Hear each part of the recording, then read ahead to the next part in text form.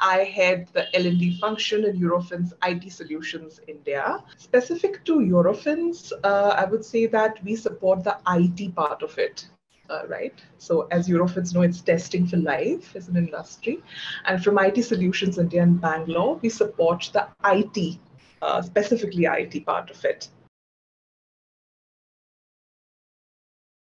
It's all about challenge, right? At the same time, it was very blended methodology with learning as well as challenge. And as an adult learners, right, we all learn when we get challenged, and we also enjoy our autonomy, right? So I think that was beautifully blended as part of Level Up Challenge. I thoroughly enjoyed it.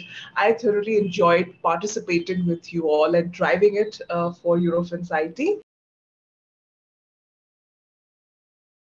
The way we had designed it, right, with the help of Pluralsight here. Every week there was a specific highlight. So the first week, I think we spent good amount of time in building skill IQ. The next week was building role IQ, and there was usage of cloud. You had to use your cloud, and there was learning path explored. And of course, there was constant communication with the entire participants. We have had 350 plus participants participating during this Level Up Challenge.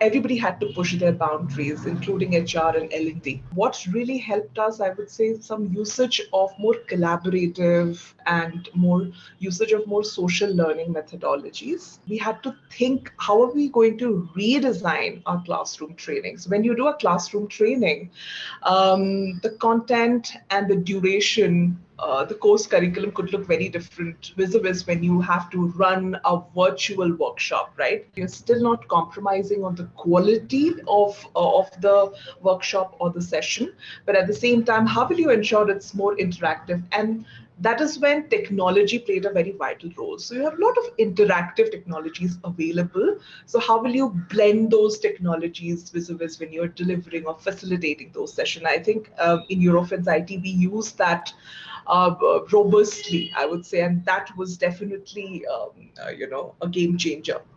The entire style of leadership has changed, right? How are you going to lead people now? All of us, we will have to think differently how we are still able to foster and build that relationship with our teams, right? How are we going to approach work-life balance? How are we going to engage our team members beautifully when we are managing even performance and when we are even motivating them or engaging them? How can you do that? So I think those trainings or those topics took precedence. What were some of the most popular courses? For us, Microsoft Azure, you have JavaScript, AWS, you have ASP.NET Core, etc. And I think there were a lot of cloud piece also which got explored during this time.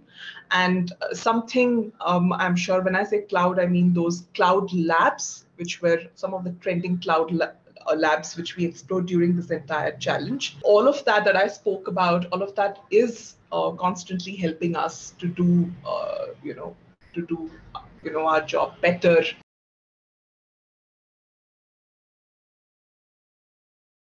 So I think we all have got a taste of it already, which means that it is definitely not going to be like it was before, for sure, if you ask me.